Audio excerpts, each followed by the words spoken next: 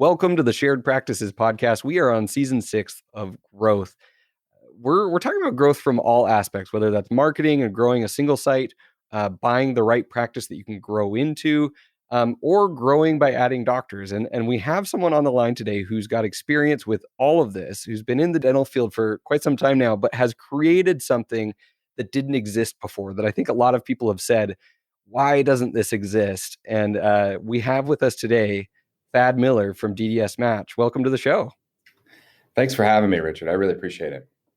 So tell me about your background in dentistry and how DDS Match came to be. And I don't want to describe it incorrectly, but my understanding of DDS Match, and you can correct me, is that it's an amazing online platform where potential practice owners and practice sellers can match up, and there's a listing and a database, as well as potential associates and practice owners can link up. Is that a good broad level Absolutely. picture? Yeah. Okay. Yeah. And you've been through it. So you've got firsthand knowledge. It was great working with you on your acquisition. Yeah. So I've 25 years experience, and I work with 33 other professionals that have a similar experience as I do across the country. We're in 41 states now.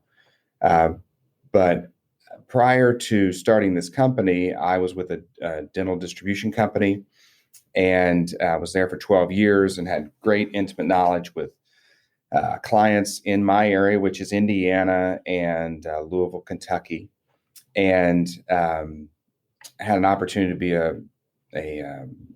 a branch manager for that company. So I got to know a lot of the dentists and the network and the different people that I work with. We had a great success.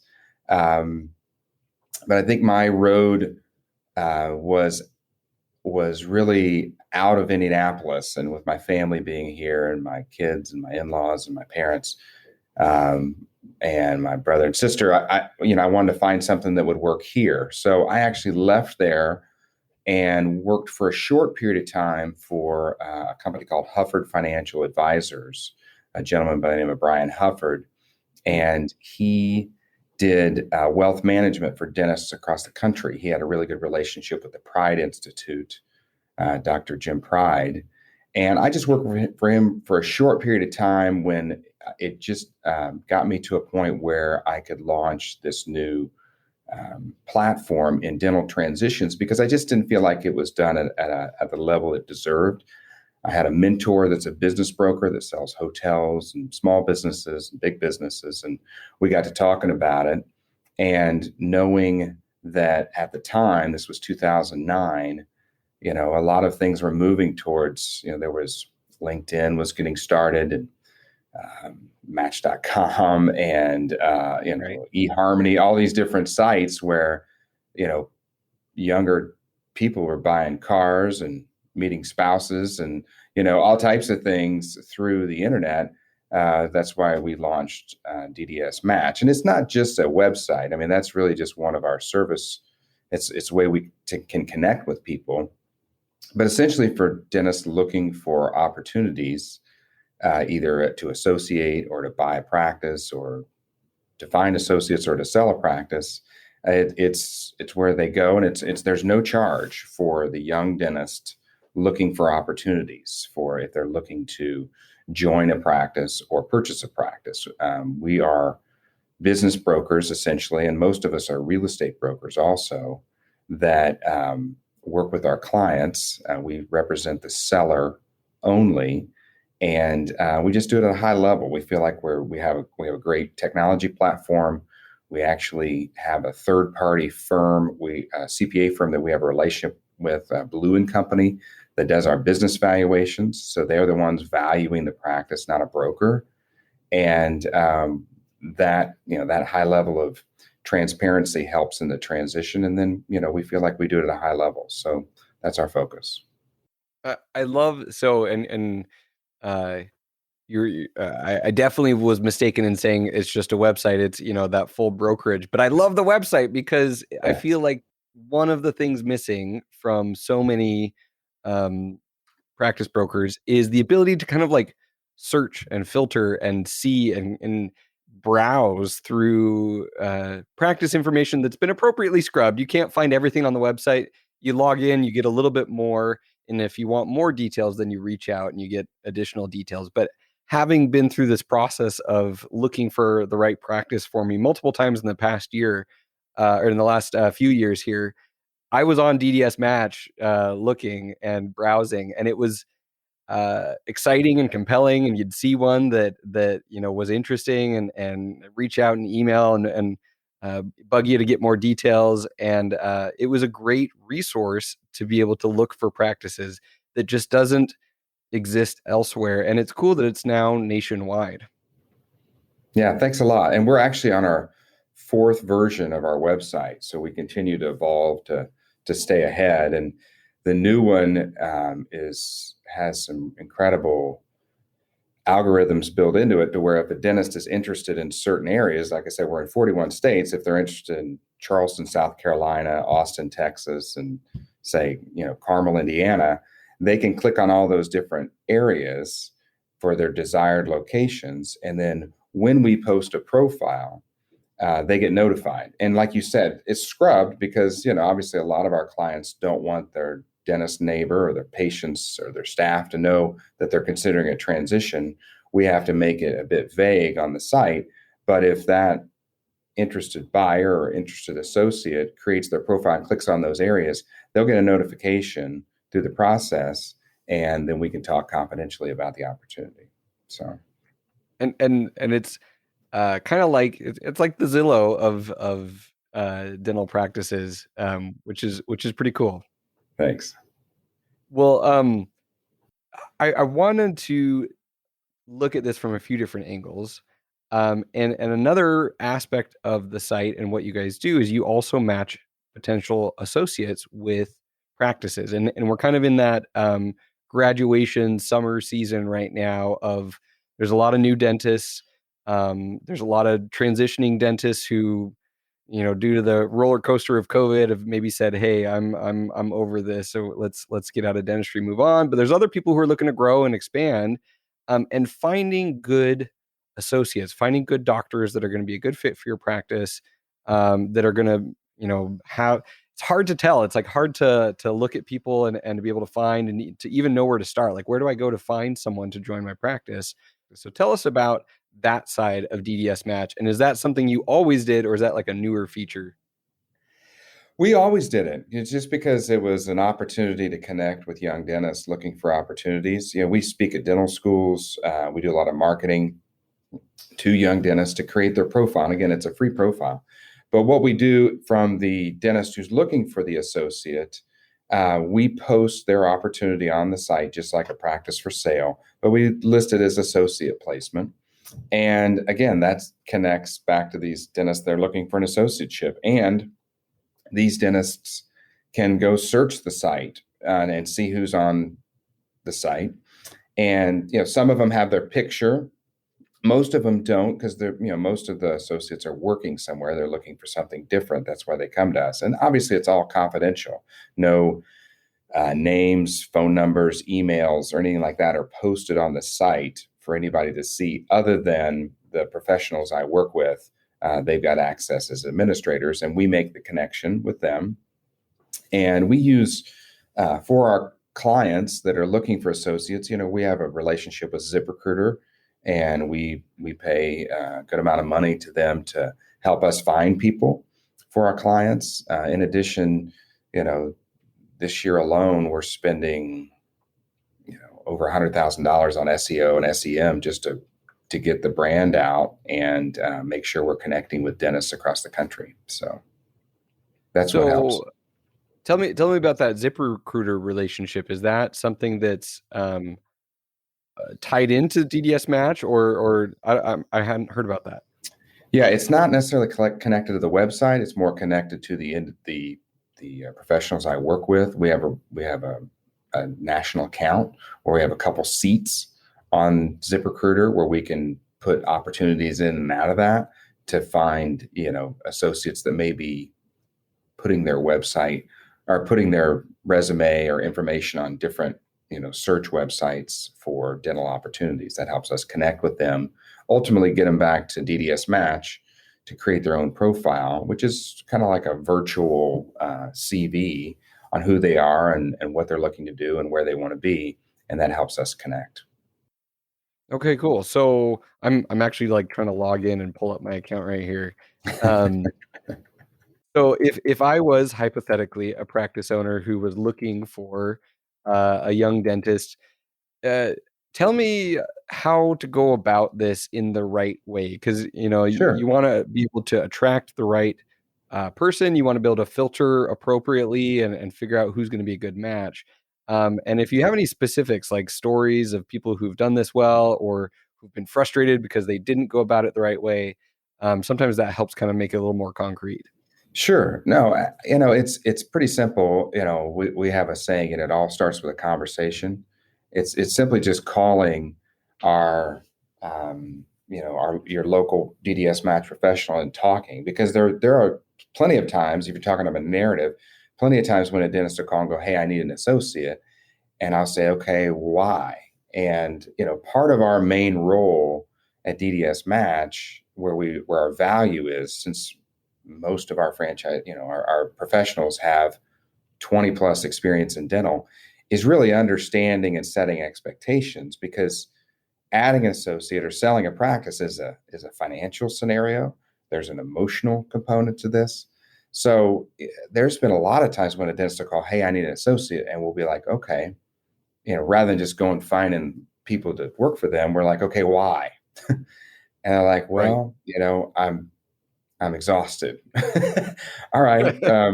Why do you think you're exhausted? Like, well, I'm, blah, and then they'll say, "Well, I've got 4 operatories and I've got 3 staff members, and I need an associate." And things have changed so much in the last 30 years. The dentists that are probably to a point where they want to transition or add an associate, their journey 40 years ago is so different than it is today.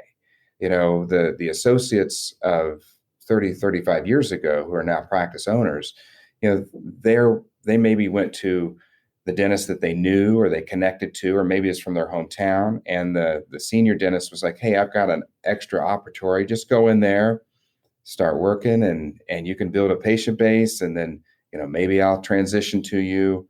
Maybe I won't. You can set up down the street. I don't care." That was the way it was 35, 40 years ago in a lot of cases. But that's so Right. different now, because those dentists 30, 35 years ago, they didn't have a lot of school loans. They didn't have a lot of expectations for income right out of the gate. And it worked out. Well, today that's a lot of that's changed. So most of the associates that we're working with already have a job. They're already working somewhere. They're just looking for a better opportunity. And they're not going to just go into a scenario where they're going to go into an empty op, try and build it up, and hope that the senior dentist, gives them an opportunity. We all know those don't work out. That's why you need to have somebody like us involved to make sure it does work out. But that dentist who calls and says, "I've got 4 operatories and 3 staff members," you know, unless they're going to cut back dramatically, they can't squeeze an associate into their practice. They don't have the room, they don't have the they don't have the staff, and maybe they want to make that investment. Maybe they have an opportunity. Maybe we can analyze their real estate and see how they can build on to squeeze that person in there. We can make anything work, but we're going to be really straight with them from the beginning, set expectations like, "Hey, you need to probably do this before you add an associate." Um, and for dentists that, we've been through a lot in the last year, uh, not we meaning me, but the dentists have been through a lot in the last year. But, looking back on it, we're pretty, of all the sectors of economy, the dentist did really well on the whole. There are plenty of, issues with certain dentists, but most of the clients I work with had good years. They had access to the PPP loans. They had, other grant money that came in. Patients responded by coming back to the dentist in most cases. The dentists are respected as having a sterile environment, for years, since the AIDS crisis. Gloves, masks, the dentist has promoted that, this is a safe place to be.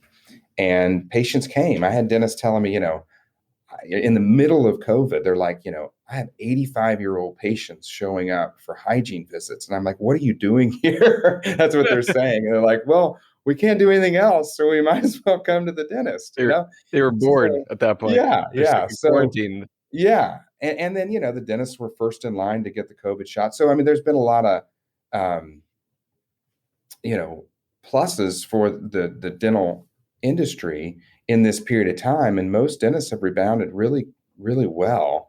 And it also, when in times like this and disruption, it causes you to kind of think about what you're doing. And I think that's partly why there's an uptick in transitions, is because it's not like dentists are failing and need to get out. It's more like they had time to sit back and go, okay, where am I? Let me talk to my professionals, figure out if I can retire. And if I'm going to do this, I probably should start sooner than later. So, Mhm. that was another component to this, our last year, that really has spurned on a lot of movement, essentially. Absolutely. Well, and you mentioned kind of some red flags on adding an associate of like, okay, got 4 ops, three team members. They're just stressed and burnt out. They aren't looking to step back completely or really create a lot of room for the potential practice or potential associate there at that office. Um, what would be the green light alternative of that? If someone came to you and said, "Here's my scenario, I'm looking to Mhm. hire an associate," and it was all kind of thumbs up, what would you like to hear? Yeah, on a metrics basis, I always feel like, and this is backed up by, um, this firm that does our business valuations. They work with about 300 or 400 dentists in the Midwest, Blue and Company. They feel like you really probably need to be at a collections or revenue number of about 1.2 million to really absorb an associate and not ultimately affect the doctor's pay um, too dramatically. Okay. Now, there are situations where we've had people lower than that and they're willing to take more time off, make more room for the associate, because you got to balance it and you only have so many patients. Now, if there's extenuating circumstances, let's just say an Amazon distribution center has fallen in your backyard and there's going to be more jobs, more people, and all types of things like that. Maybe that's an opportunity to add an associate and continue to grow.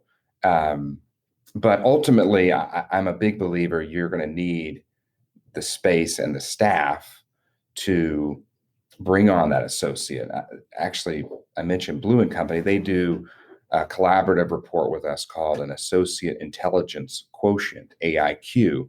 And it's for those dentists who, are trying to figure out, can they afford an associate? Does it work? Is it going to be good for our team? And we go through this full report with them and kind of give them a grade, like from like 0 to 100 of Hmm. probability of this working. And they address all of those things. They would look through the cash flow going forward, how to pay the associate.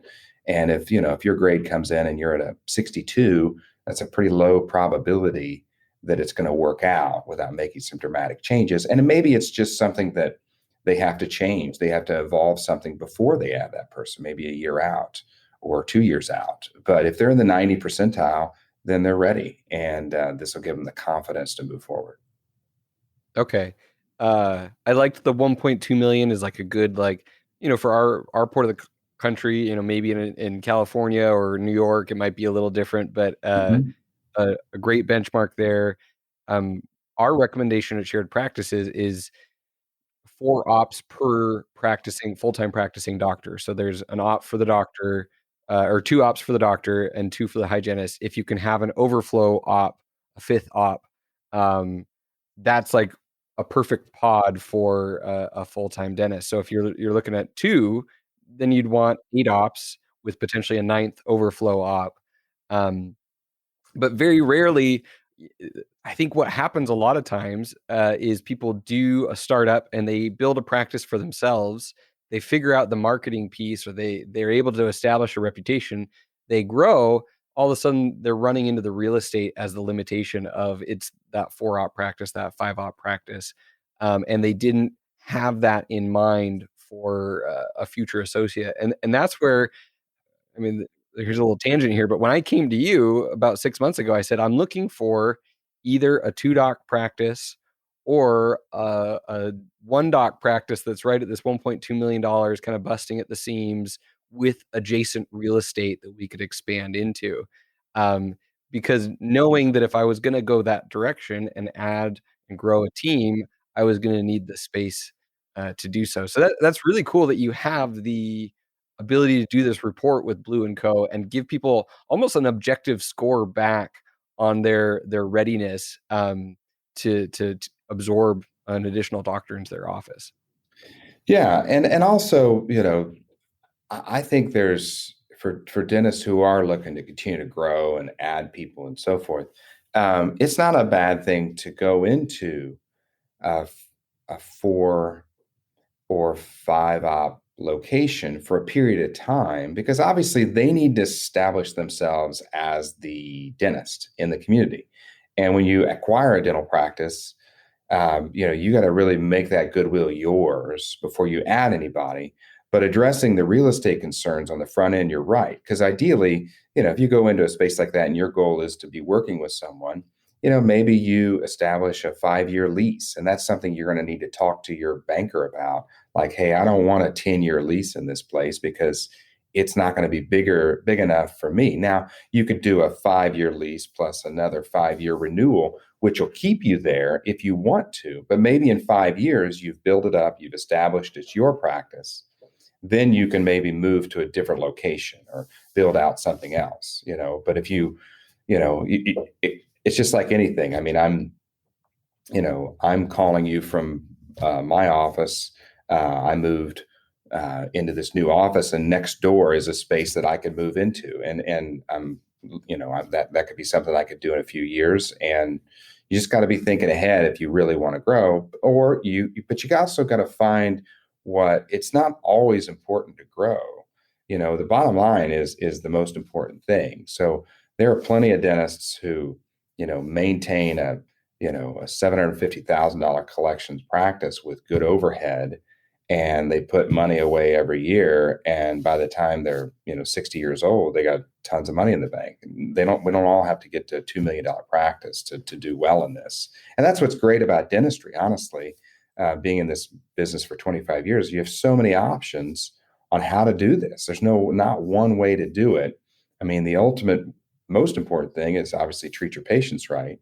But if you can do that and you kind of figure out your niche, you can be successful in a lot of different ways in dentistry, which is great. That's awesome. Well, you talked about expectations with potential finding an associate. So if a doctor is coming to you and saying, "Hey, I really want to add someone to my practice," um, what should they expect in terms of the timeline of like, okay, this is going to be a little while to find the right fit.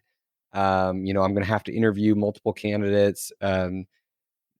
If and maybe someone comes to you with a little bit of impatience of like, okay, I'm ready to Yeah. find someone now or yesterday.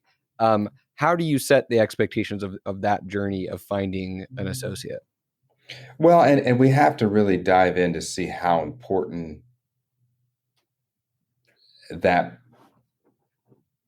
that addition is. Sometimes they just want an associate to work there. Okay. Sometimes they want an associate that's going to buy the practice and be a partner. Mhm. So we kind of have to establish: are you just looking for somebody to do work here, and you might turn over people every 2 or 3 years, or are you looking for somebody that's going to invest in the practice of the future? And they don't have to have that figured out right away, but that's very important in this process, because I've had plenty of associate placements, maybe a dentist who sold his practice and wanted to take some time off, and they're in their mid 50s or something like that, and they want to come back and be an associate, but they have no interest in owning a practice again. But they're a great Right. associate. They got incredible skills, they've got great relationships, they're outside of their non-compete where they worked before, but they're doing incredibly well for the practice. And that's a great scenario for a senior dentist who is looking to take their practice to full market, not sell to the dentist who's there, because there's less of a concern of, say, a non-compete for that young associate who's there to go somewhere else. But the the the thing about our search from an associate search standpoint, it's non-exclusive. Unlike when we sell a practice, that's an exclusive relationship where the client only works with us on a transition for a period of time. For associate search, we're just one of the tools in their toolbox. They can Mm, use their state association, they can post it on different mechanisms, they can use other uh, people like us to help them find associates. We only get paid after a small engagement fee if we place that dentist in the practice. So we're just one of their tools, and we use the same platform, the DDS Match website, to get the word out. But if we're successful in making that match, then we're compensated for it. okay. So how long things are going to take obviously varies quite a bit, and it's going to vary on whether you're looking for someone who's going to be there, to work versus someone who's going to be there as a potential partner, and how all that goes. So having these conversations, having, looking at the market, and I'm sure it also is gonna vary quite a bit if you're looking at a in-demand area where lots of people wanna be and live and work versus you're working, with a very rural practice where it's hard to get anyone to move to that area or that part of the state or the country. Mm-hmm. Um, so, that's great. I just wanna flesh out, like, the resources available for people on this journey of growing internally within a single practice and eventually adding another doctor. I think we've kind of covered that from a couple different angles. Do you have anything to add before we move on to maybe some more of the acquisition transition type topics? No, but I think Okay, we cool. covered that. Yeah. Cool. Well, I think we should start this next part of the conversation of my journey working with you here in this last 6 months. You were helping me look for practices. I came to you about 6 months ago and said, maybe, yeah, 6 or 7 months ago, and said, "Hey, I'm looking to buy. This is what I think I want. I think I want a bigger GP practice, or like I said, a practice kind of busting at the seams that we could get to a second provider pretty quickly and have the real estate available to do so." And you showed me exactly that. You took me to a practice that was, like, to the T. It was, I won't share any details, but it was, an owner of the real estate, and the real estate could come along with the deal, and there was potential space to expand into, a very healthy practice. The practice owner had done very well. Um, it was interesting. I wasn't excited at all. It was this sensation of, like, I really am looking for this, and you showed me exactly what I was looking for, and I realized, "Oh, crap, maybe I'm not looking for that." And it was a big light bulb moment for me, driving back from that practice and realizing I don't love, like, GP dentistry. I'm just not a bread and butter, fillings and crowns kinda guy, and to each their own. Some people love the predictability and love just, like, everyday taking care of patients really well, that hygiene relationship, seeing people grow, seeing families grow, building the trust there. And I realized I was like, "You know what? I think I'm gonna give a go at a more surgical type practice, maybe denture and implant type practice." And it was at another listing that you showed me. Once again, I'm not gonna share anything about who that was or where that was, but I had mentioned this, that, like, okay, if this doesn't work out, I'm looking at doing a denture and implant startup. And you called me as soon as, I left, and you said, "I've got a situation for you that I can't list because it's a little obvious of who it would be if I were to list it, but it might be right up your alley." Do you remember that Oh, conversation? absolutely. In the driveway, it was. We were in the parking lot, and it was freezing cold out. And Yep. I said, let's talk about it. Let me circle back with you because I there was a unique um, listing where I didn't have it on my site because it would be pretty obvious who it was, and I wanted to run by any interested parties with the client before we went anywhere. And they were like, yeah, for sure, let's talk further. So yeah, and that's what the relationship's like. And again, working together, you paid me nothing. I'm a seller representative. My job is to give you put opportunities in front of you and give you all the data you need. I mean, we went through the full you know due diligence on the practice and everything together. That's our role. And we want you to have advisors on your side that are going to help you through the process. And you did a great job of finding good advisors, but that's just such a critical component to this that, our specialty is making sure that our clients, the dentist who's looking to sell or acquire or bring on associates, are ready to do this. Because I'm sure there's listeners on this call that went through a transition and it failed. It just fell apart for probably because the dentist wasn't ready to sell or wasn't ready to add an associate. It's and we've had failures too. We're not, we're human, but our job is to make sure they are emotionally and financially ready, and the practice is ready to transition before we even start talking to interested buyers or associates. And we feel like we have a good handle on that. And it's important just because you don't want to go through all that time, energy, and money and have it fall apart, and then you're back to where you are, because you've already made that commitment. So it was great. And again, it starts with a conversation. That's part of us getting to know you, so we could really find what's the best fit. I call it a DDS match for a reason, because we're trying to find a match, because if you do well, then you're going to continue to grow and you're going to want to work with us. So Absolutely. Well, and I loved like that match process. I'm really glad that I continued to look at listings with you, because I was starting the startup process. I was looking at real estate, I was looking at potential sites. I had identified some really good sites, but I was trying to be disciplined about looking at potential acquisitions while kind of looking at the startup route. And I'm so glad that I kind of have a big mouth and just talked about like what my other, because if I had not said something, you wouldn't have been like, "Hey, wait a second, I've got something that could be a perfect match for you, a really good fit." And I remember you called and you said, "Do you know who Dr. Ryan McCall is?" And I just started laughing because I had been following Dr. McCall for years on Dental Town, and I remember being in town and seeing one of his billboards, and I took a picture of it. I was here visiting my in-laws probably 7 years ago, maybe less, maybe 5 years ago. I was like, "Oh, there's one of Dr. McCall's billboards," and I was so excited. I took a picture and saved it on my phone. Um, and it ended up being just a great fit of exactly the style of practice that I was looking for, exactly the kind of opportunity. An amazing doctor, amazing team who's just ready to kind of move on and try something different.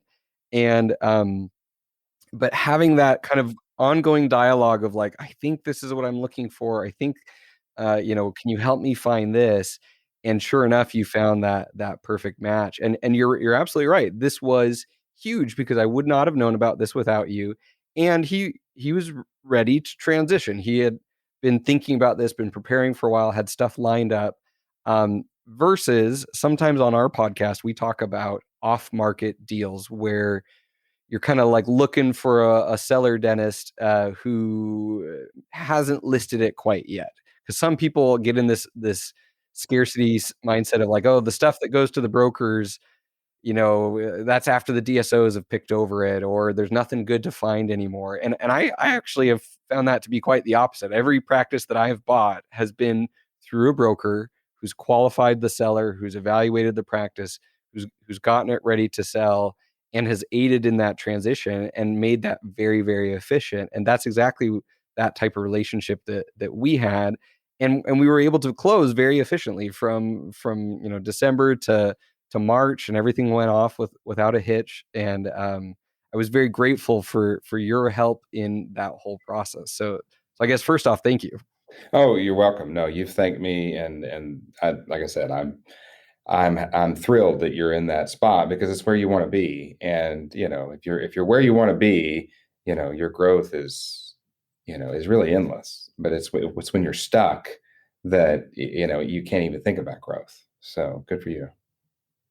Well, and so what would you recommend to people who are looking to buy and they think they know what they want, but they need to like look at practices? I tell our listeners to start reaching out brokers and start signing NDAs and starting to look at some numbers and financials, because it's almost that first time you reach out to a broker and look at the listing back as a young dentist. This is the first time you've ever bought a practice. It can feel kind of overwhelming to Absolutely. just get all this information and then have to decide, what do I do with this? Where do I go from here?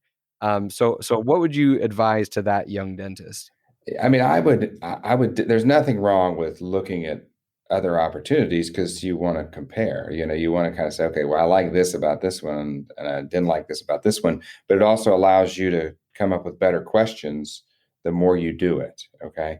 Um, our job too is when we're talking to interested buyers, we want to kind of vet them out to make sure that they are they could be a good match. Not that it's not my practice to sell. So the listings I have, it's obviously the dentist's practice to sell, but we're there to kind of help them through the process on what they're looking for.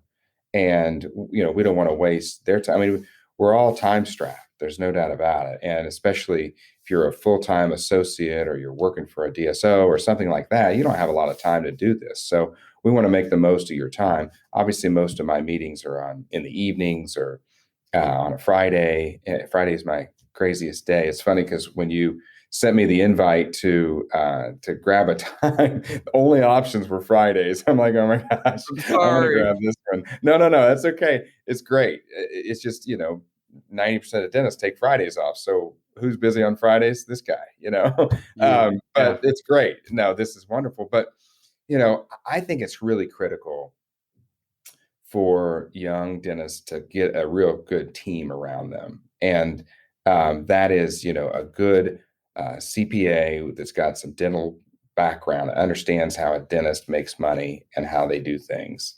They can even go to the next level and have a financial advisor in that component, a good attorney to make sure that the associateship you're in that you can actually get out of, that there's not a timing aspect. I mean, Richard, in your scenario, you obviously had your obligation to the military. We had to kind of time out everything with that because it didn't make any sense for you to buy something and sit on it for 3 months before you could actually get in there.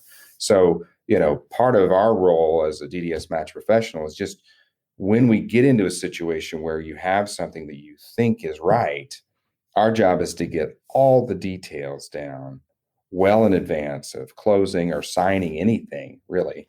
So the buyer knows exactly what's going to go on, and the seller knows exactly what's going on. If we do that, there's two phases of a successful match: is the is the transaction and the transition. Okay, when we start working through, this seems like a good fit for a young buyer. We're working on the transaction. We're dialing in, what's the price? How the taxes involved? When is it going to happen? What are we doing with the accounts receivable? What about these 7 or 8 accounts that you're doing these big cases on? Who's going to get paid for that? That's transaction based. Ultimately, we like to have those transaction components done in the letter of intent so everybody knows how to go forward. And then we work on the practice, and we move all that data into the asset purchase agreements. But we're really at that time, really between the doctors, we're talking about the transition at that point. We're talking about how we're handling staff, how we're handling patients. What does this look like in the community? How do we get the insurance credentialing going? But that's transition based, right? Because we've already argued and fussed over what were all the details in the transaction, and it's rarely an argument. It's just more of an understanding. But if we can do that and not have the transaction go all the way to closing, then we usually are having a very peaceful transition of the dentist, and that's the ultimate. That's the double thumbs up. I mean, that's what we had with you, and you were able to hit the ground running and start making money. Yeah, and I was very appreciative of the fact that we were able to kind of line up all those details well ahead of time. So then we're not worrying about the transaction. We're worrying just about the logistics, the transition, and it worked out really, really well. And I took your recommendations. You said, "Hey, this is how, in my experience, it's been best with telling the team of just kind of, right as the deal's about to happen." You came in and you got to be almost the bearer of bad news, and the Yeah. McCalls. For You know, some weird way, I like that meeting. I offer to my clients, it's, we all have our own things, but when I go in there with the client, when they tell the staff, and, we've had anger, we've had tears, we've had all kinds of things. But in a weird way, I like being there because I kind of take the bullets for the dentist who's telling them, and it gives me an opportunity to introduce them through words who the buyer is going to be, because they assume the worst. We all assume that the future is going to be worse than it is. And I always say, change is coming, and we just don't want it, but it's usually not as bad as you think. So I go there, and after the doctor tells the staff what's going to happen, I jump in and say, okay, your new owner, Richard, has great experience in this, and we're going to be able to take your practice to another level, and everybody's going to be paid similarly. We're going to be able to grow, and this is how it's going to best happen. And your dentist cares enough about you to hire a professional and pay a professional to have this all set up for you. So there's very little change for you as a staff member, and very little change for you as a patient, for your patients. It's got to happen. We're all going to go through this transition. I mean, I'm going to transition at some point. You're going to transition at some point. So being there to tell that story, and then later that evening, Richard, you were able to come in and meet them. It was kind of a soft opening rather than you just being in behind door one and they open it up and they throw the daggers at you. I felt like they were Right. teed up a little bit. And like I said, it's in a weird way, I enjoy doing that. Maybe I should be like a press secretary, in the future or something like that. Oh yeah. No, it's great. And you don't want to be the new doctor coming in and there's like, you walk in the room and there's tears and mascara running and just fear and question marks and all the above. And so to give them some space, I think we did it the next day, Yeah. so they could process, and I Always got have to meet some them at space to process. Absolutely. Yeah. it worked out really well. So, well, perfect. Well, so if people are interested in either working with you guys to find an associate or to find a practice or even to sell a practice, maybe we've got some listeners here that even though we tend to skew younger on our show, maybe some people are transitioning and moving to a different part of the country, have a Yeah. practice to sell.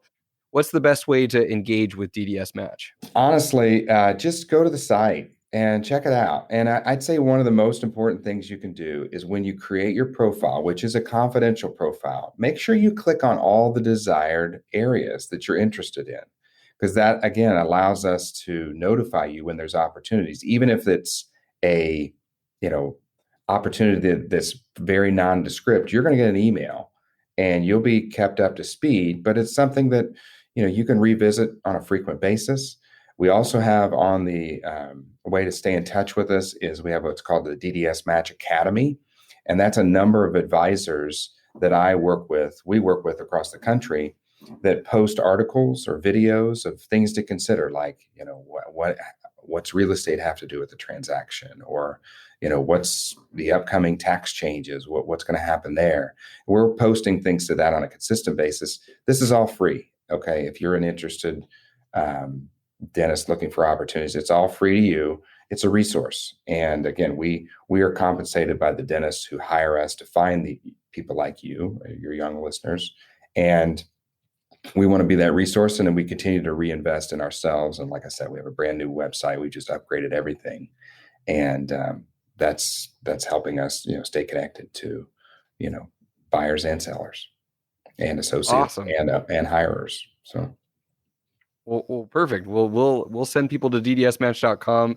Thad Miller, thank you, Thad, for coming on the show. Thank you for hey, helping me through this transition. Just all around, I really appreciate you. I'm really happy for you, and congratulations on everything. Perfect. Well, we will talk to you all next time on the Shared Practices Podcast.